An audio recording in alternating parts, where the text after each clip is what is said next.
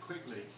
I infinitely prefer, now always when you're doing panning, you put everything first in the flour, then in the egg, then in the breadcrumbs. Don't sort of do a bit at a time, because you'll end up with any amount of sort of gunge on your fingers. Okay? And just shake off the excess flour. If you do the whole fillets, I once put in one of my books, if you're doing a whole fillet when you're panning, smack the flour off like you're smacking a baby's bottom. Well, that was quite, not too hard in other words. In love. There we go. First in the egg, sorry, first in the flour, then in the egg, then in the breadcrumbs.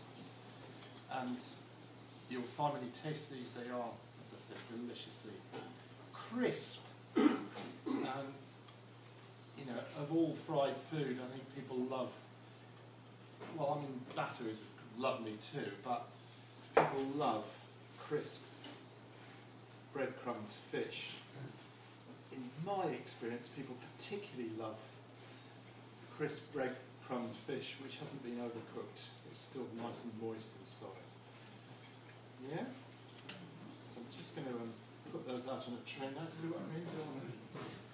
Ingredients at room temperature. They look good. Then you probably won't have any problem with it. So, season some eggs, take a little bit of vinegar. This isn't perfect because it's red wine vinegar, so it'll colour it up a little bit, but not too much. A little bit of mustard, which we may not have.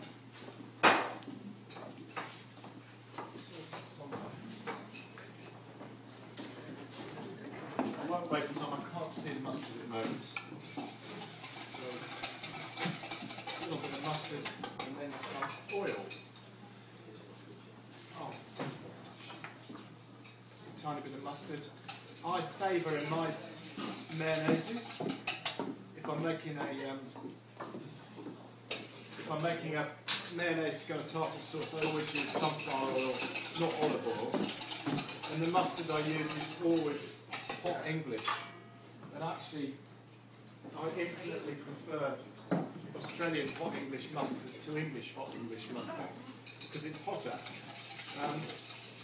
But I just love the flavour of English mustard in a mayonnaise as opposed to French.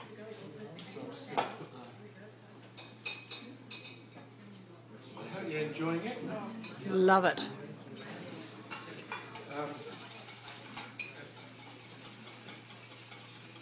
My first job when I worked in a railway hotel in Paddington Station, the Great Western Royal Hotel, was to make about 5 litres of mayonnaise a day by hand.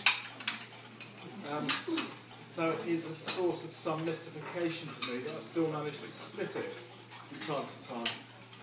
But I think actually making smaller quantities of mayonnaise is more fragile than making large. Everybody getting to taste it?